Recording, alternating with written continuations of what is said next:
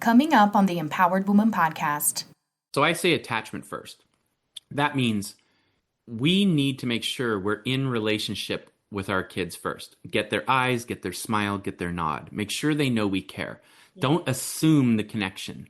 Make it a culture of our home that we're always getting connected first.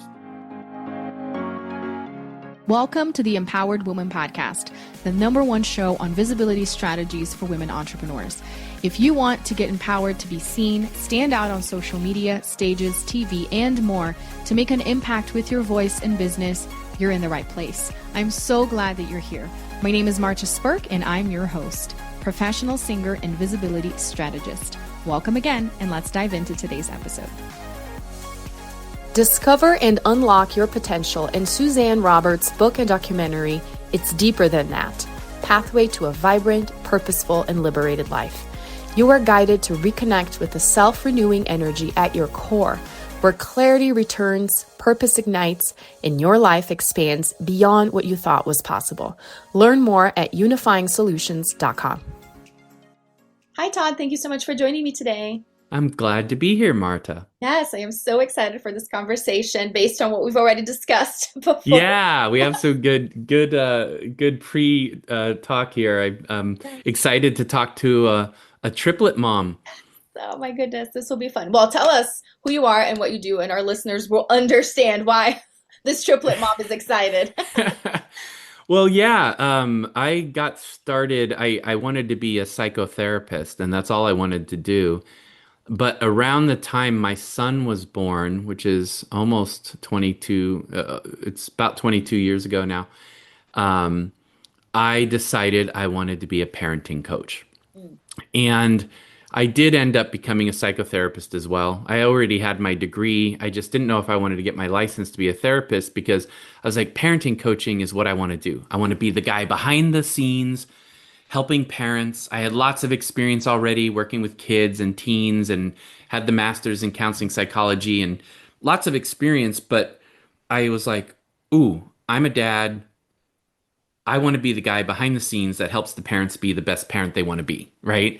I want to be the person who helps the parents be who their kids need them to be. And I don't need to do therapy to do that, right? I eventually ended up getting my therapy license a few years later because I also wanted to do individual work and I wanted to help couples too. And so I'm also a couples counselor and I only work with couples who have kids. And the lens for both is attachment science, that the most important thing to us, the most important thing for our children, the most important thing for us in adult relationship is attachment. How's the bond? Do we feel connected to each other? Do we feel like we're on the same team? And that is the root behind most of the problems. So if we solve for that problem, we end up solving for a lot of the symptoms. So that's what I do. I do parent coaching and I do couples counseling. And it's a lot of fun. Couples counseling can be stressful sometimes.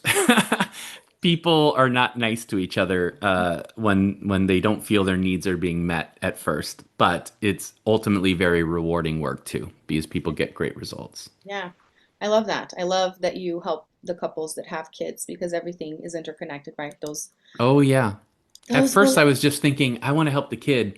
And then somebody actually asked me, a friend that I went to this college with, they're like, if you want to help the kid, help the parents have a better marriage. That's also very important, you know? And I said, oh, yeah, duh, that makes sense. So Yeah, I kind of evenly split my time between those two things. that makes a lot of sense. I love it. Well, you talked about attachment first parenting. You gave a little bit of a definition for us there. Can you give us like more specific example of how this plays out in a real scenario? And speaking from experience here, talking about like homework or those battles that parents have with their kids to get them to do the Sure. things that need to be done. Sure. I think I would like to give kind of a big picture kind of answer to that first, and then Yeah, let's drill down to sounds good. specifics because I think part of what I try to offer differently than some of the things I see out there is I think most of the parenting advice is piecemeal. It's one size fits all. It's Mm, incomplete. It's hey, this is the one thing to do in this situation to make sure this happens. And that doesn't work. That doesn't apply in real life. You have triplets, right? Yeah. Are they the same? No. Are they the same person? Can you do the same thing? And those are triplets. Yeah. They're not like a 3-year-old, a 5-year-old, and a 9-year-old, right? All kids are different. And so any approach that just tells you this is the thing to do in this situation when this happens is false. Right. Having said that, I will give you the pathway to actually, make a difference. But the big picture to me is that when I say attachment first, that's my own way of trying to distinguish my approach from other things out there. A lot of people say attachment parenting, and I agree with a lot of them, but a lot of them mean, hey, just only breastfeed until your child is 9 and sleep in the same bed with them until they're 15 and move off into college. And that's what people have made it into sometimes on the parenting blogs and videos. Or the big thing these days is gentle parenting, right? And I always say, hey, if you want to be nice to your kid and loving and respectful, and you don't want to be harsh, and you don't want to be a jerk, and you don't want to be a dictator, great. I'm totally with you if that's what you mean by gentle parenting. But what's missing sometimes, and why the pendulum keeps swinging back and forth from super gentle to super harsh to this isn't working, so go back to gentle, is it's supposed to be more of a balanced approach. So I say attachment first. That means we need to make sure we're in relationship with our kids first. Get their eyes, get their smile, get their nod. Make sure they know we care. Don't assume the connection. Make it a culture of our home that we're always getting connected first. Because most of us are busy. Most of us have a lot going on. Some of us have 3 kids the same age. Some of us have 3 kids different ages. And we kind of assume, hey, we're good. I'm a good mom. I'm doing my best. But that's not how it works. Right. We're supposed to make sure we honor the relationship and we gather the attention and that we build a culture around them that makes them feel more connected more often. And if we don't do that because we're hurried, we have a ton of different problems, and then we spend all our time trying to figure out how to solve those problems. When if we put attachment first and we build a culture that I can give more details about, of course, then we have less problems, and the problems we have are more manageable. But what I'm also trying to distinguish with the attachment first thing is that parents are also supposed to be large and in charge. They're supposed to be in the lead. We're supposed to be a big mama bear, a big papa bear. We're not there to be their best friend. We are there to be the leader, and that we back up the attachment with simple things like teaching cause and effect. If you don't eat dinner, you don't get dessert. That is not a punishment. If you're yelling in the car, I pull over the car, and we have less time at the park. That's not a punishment. I don't need to yell at you. I don't need to threaten to take away the birthday party. I just simply pull over the car. I stay kind, and then we have 20 minutes less in the park, and then you get mad, and I say, I'm sorry, honey, but we spent 20 minutes at the side of the road. Parents are shocked when they figure out that a few weeks of practicing that the right way actually has game-changing effects. It just does. But because parents are arguing with each other or disagreeing or not following up or yelling, it doesn't work. Right. But we also have to set limits. And setting limits is different. Another way to back up, the relationship first is when a child is getting angry, when they're getting frustrated, just like we do, and they're gonna blow, and they start coming to you, and they're, Mom, I want a cookie for dinner, and that's all I want for dinner, and I'm going, we have to realize that moment, they're basically communicating to us, I'm very frustrated, I don't know what to do with my feelings, I'm gonna ask you and push you for something ridiculous that is just insane. Like my kid asked me once to go play with raccoons in the backyard of our house at 10 o'clock at night. Okay. I'm like, what in the actual, but you set a limit, you're firm, you're clear, you're compassionate. You say no, but you don't, you say, I love you, but no, you're not having a cookie. I love you, but there's no possible way you're playing with the raccoons. And you write it out until your child feels their feelings and they cry and they get it out.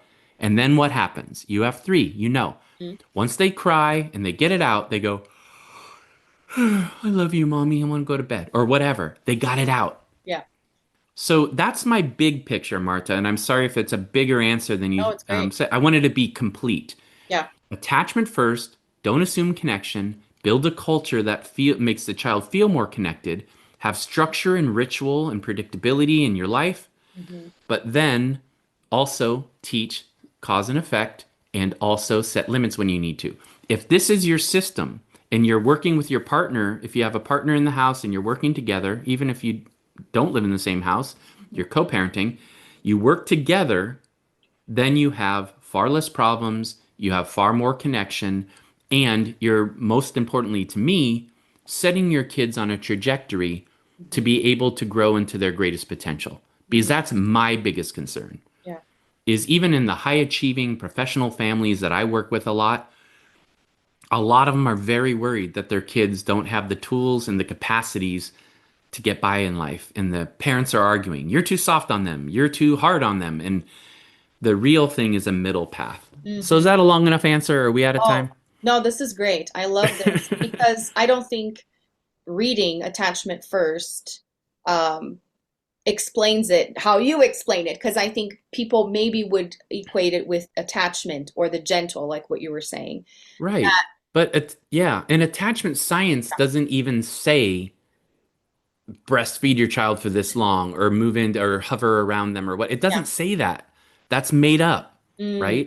And interesting. so again, I want to respect people that call themselves attachment parents. I want to respect people that call themselves gentle parents Hmm. because A, your motivation is awesome, Right. and B, a lot of you are doing it right.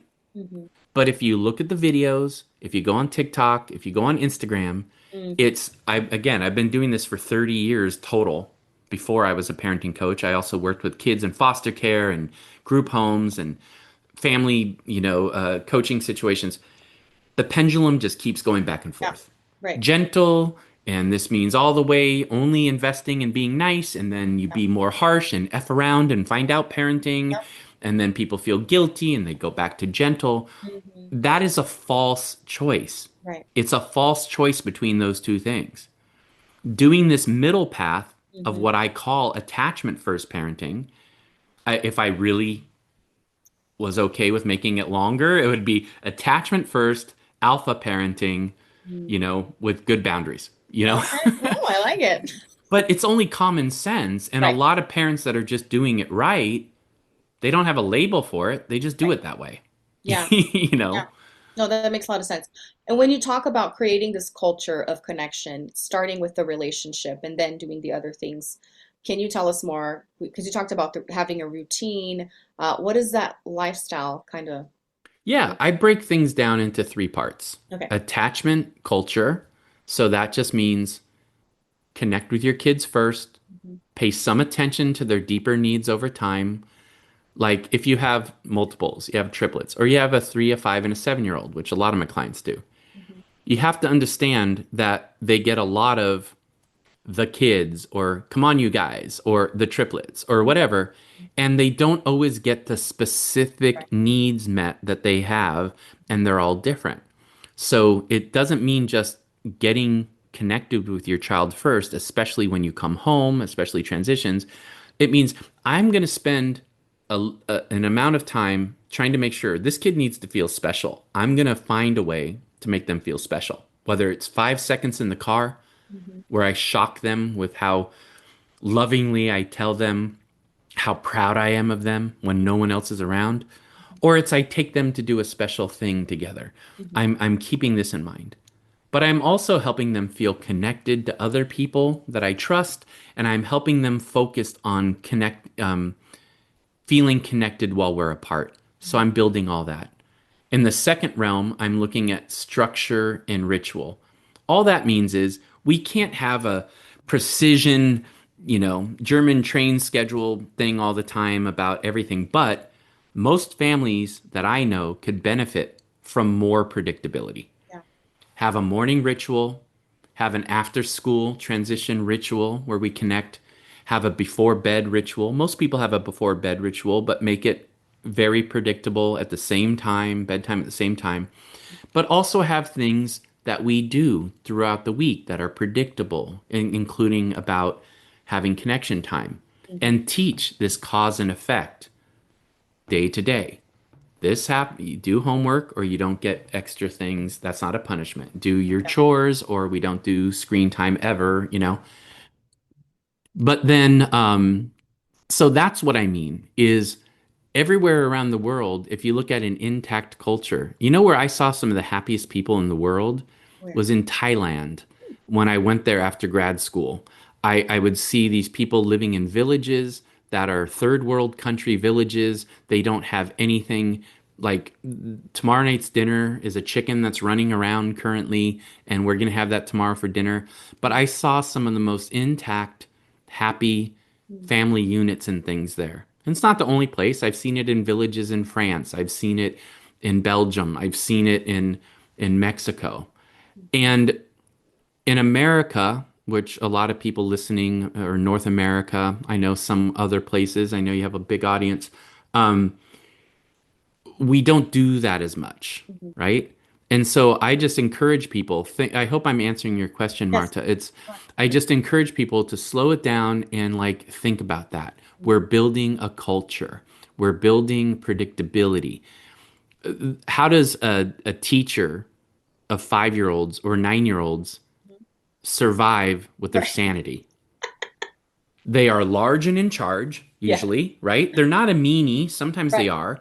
My son went to a Waldorf school where they had the same primary teacher from first to eighth grade, right? Saskia.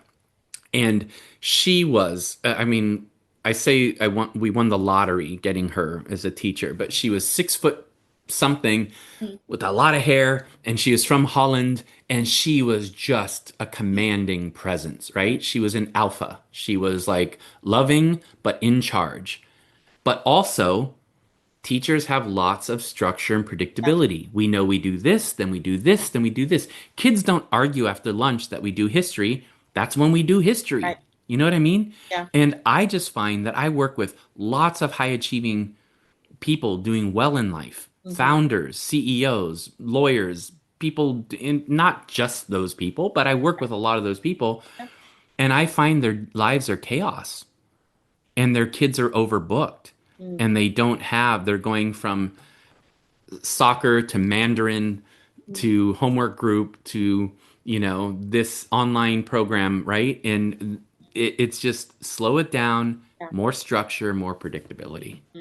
This is great. I love it. Well, you mentioned screens, and I'm Mm-hmm. excited to talk about this because it is something to be talked about at this day and age. Yeah. You also have a book coming out, so let's just combine these two things. Tell us about the book, and then tell us about your views and advice for us.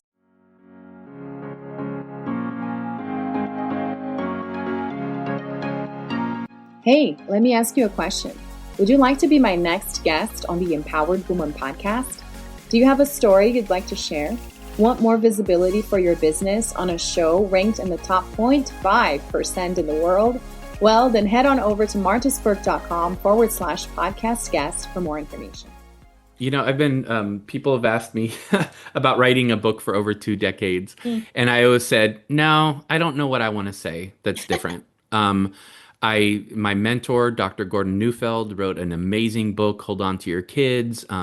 Other people I've worked with, like Daniel Siegel, have written great books on, I wasn't mentored by him, but I did lots of trainings with him. I think finally, after a couple decades of working with people and accumulating hundreds of stories and talking to people in my coaching program, the Transformative Parenting Process Intensive, it's a mouthful, and collecting their stories and doing surveys, I finally found like, hey, I think I know what I want to say. I think I know what I want to do. And the book, which is coming out around the time we're talking, I'm so excited about it, Oh, it's so A good. Calm and Connected Parent, is more about, it has lots of to-dos. It has lots of takeaways. It has lots of things that solve the daily problems that I've found over the decades. But it's what I'm trying to achieve is help parents understand who they need to be. And that is a grounded, calm as possible, organized alpha parent, which again is more of a mama bear, a papa bear. And I try to be a guide who's like walking alongside you going, this is how to do it. Here's another example of how to do it. Here's a very realistic situation for when stuff is hitting the fan, what you can do in your body, what you can do to touch the doorway, what you can do to take a breath, and then what you can do from there and practice this and practice this. And so it's like 20 something chapters. I think I ended up with 24. Not that long. I think it's very readable, about 200 pages, where it just goes in order. Here's how we build the culture. Here's how we be who our child needs us to be. But I think the extra context that made me motivated to just kind of sit down and finish this last year was one of the most common questions I was getting in the coaching sessions, in the TPPI sessions, was my kid is addicted to screens. How do I put it back in the box? Right? Yeah. And I'm not trying to be a smart ass when I say the number one answer is don't let it out of the box in the first place. Right. Meaning, I know that doesn't sound realistic. A lot of parents are like, but all the kids are on screens and this. My kid wasn't on screens until at least 8th grade. And even then, he didn't have a smartphone. I'm not saying, he's 22 now. I'm not saying it's possible. I'm not saying that's the only thing. It's just the best thing you can do is try to delay their exposure to technology as long as you can, so you make room for some maturity processes and capacities to grow before you add technology. That's just a developmental thing. It's not a soapbox. You're ruining your kids with screens. Right. It's just there's certain processes that it gets in the way of. That if these processes are matured and they're developed, and I can mention them in a minute if you want, then technology becomes a useful tool for connection, for creativity. But if they don't have them yet, they get in the way of those things. So it was hearing that for the last 10 years. It was reading books like The Anxious Generation by Jonathan Haidt last year. That was like a New York Times bestseller for months about the statistics of kids' anxiety and depression and self-harm going through the roof in the last 10 years, all linked to social media and smartphone usage and peer interaction. And then what started happening this last year, and I always get the tip of the spear. I always hear the things from my clients before I even hear them from media or whatever, is I started hearing clients say, I found out my kid is asking ChatGPT for advice. And like, usually these are tweens and teens right now. But I find it always starts there and then it trickles down, right? And people, like, there's a news story in the last few months. It's awful, awful story, but a kid who was a teenager who committed suicide after getting advice from ChatGPT to do so, right? Or basically encouraging him. So I just said, okay, this is getting crazy. The way that technology can interfere in secure attachment, the way technology can interfere with developing the capacities we want our kids to develop is getting pronounced, and it's moving so fast, we can't keep up with it. As adults, I can't keep up with it. I love AI. I love all sorts of things about it. I do. It's useful as a tool when you know how to use it. But otherwise, it's overwhelming and it gives you the wrong answers. And so I wrote the book with the intention of parenting's always been hard. Raising children who thrive and meet their greatest potential has never been easy. But now technology is kind of adding some factors to it that are very significant. Let me write something to try to address this point in time, the bigger picture about raising children and raising children that thrive, but also some specifics about how technology fits in. My basic attitude about it, though, comes from what I heard from Dr. Gordon Neufeld, my mentor, over 10 years ago. Technology is like dessert after dinner. That's how we should see it as parents. My job as your parent is not to give you a screen or social media or whatever. My job is to make sure you have a full belly of healthy food, meaning attachment, connection, rhythm, culture. And if you have that, maybe a cherry on top, maybe a dessert is we use technology, but it's only after you've had a good meal. That's basically the approach. Does that make sense? Yes. Oh, I love it so much. And I love that you added this piece of it, creating this context of you have all of this knowledge and this advice and the stories, but to make it so timely to what we're experiencing right now. So I'm excited for the book and I'm excited for people to check it out. And we could be talking about this forever. You have so much to say, and I'm just here taking it all in. Yeah, we'll talk again sometime. Yes, I would love that. Before I have you share how people can connect with you and have you share the name of the book again, I always like asking all of my guests what I call my $1 million question, Oh, do I which get $1 million if I answer it right? no, you don't. Oh, that's not Unfortunately nice. not. Maybe Okay. one day I'll start gifting All them right. because All the right. answers are always amazing. They're worth $1 million, if not more. Typically, I ask, because the name of the show is The Empowered Woman, what is an empowered woman to you? But I think I will ask, what is an empowered parent to you? Yeah, I think I'd be happy to answer either one, but there's a lot of pressure that it'll be $1 million answer. Um, I have always come from the place of the parent as the hero. Mm, I love the hero's journey that I read when I was a teenager, Joseph Campbell, and talking about, these classic stories that we love, like Star Wars from when I was young and Lord of the Rings, that there are guides in our life. mhm. You're a guide, Marta, in what Yes. you do in your podcast and your coaching. I'm a guide in what I do with parents specifically, but I'm not the hero. The Mm, parent's the hero. mm, And it's hard. And that's what the hero's journey is about. It is hard. Nobody's here to tell you it's easy, and anyone who tells you it's easy is trying to sell a book. right. Whoops. Um, it's not easy, but the rewards are amazing. Right. You, it's going to bring up for you every single thing you don't know how to do, and it's going to bring up for you every single thing that is unhealed in Hmm. you from your childhood. Yep. And one way of looking at it would be to be a victim or to just get caught up in the overwhelm of it, which the best of us could do sometimes. But the positive, empowering side of it is you are the answer for these kids. Yeah. You. And you are the hero in their story for now. They will be the hero in their story in life. Yeah. But the empowering thing is you have an opportunity. You have an opportunity to learn the things you didn't learn how to do. You have an opportunity by being who your child needs you to be to heal all the things that need to be healed in you.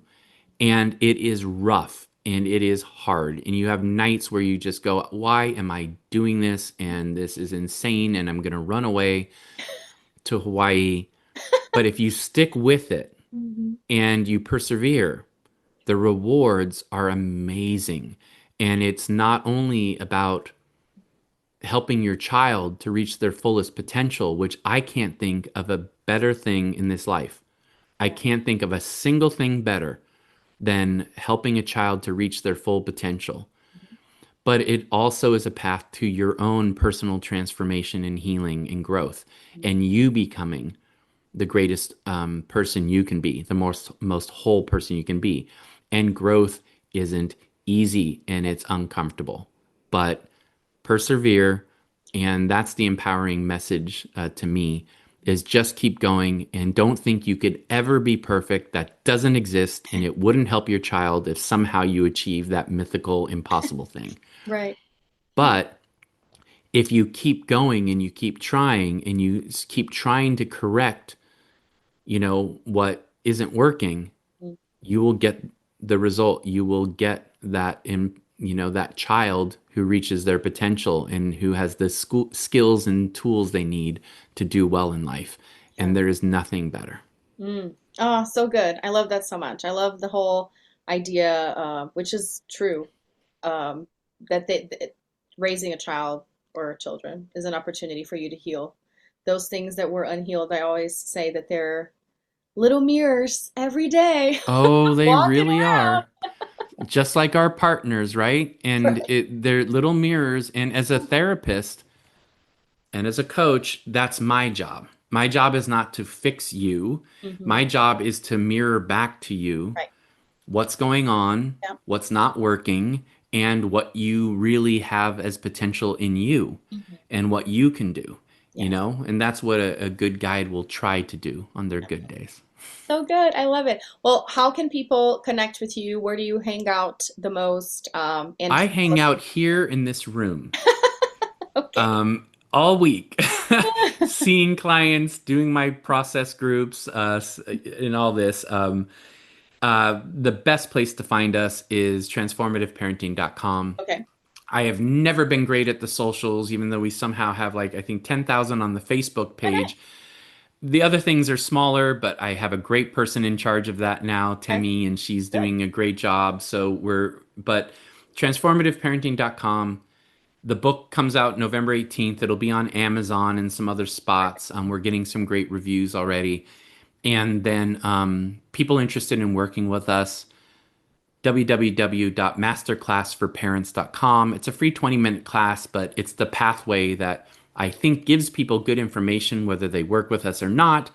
But we usually get calls, hey, how do we work with you? We can't work with everybody. We have kind of a small group that we work with at a time, but that's the pathway if people are interested in that. Perfect. I'll make sure and have all the links in the show notes.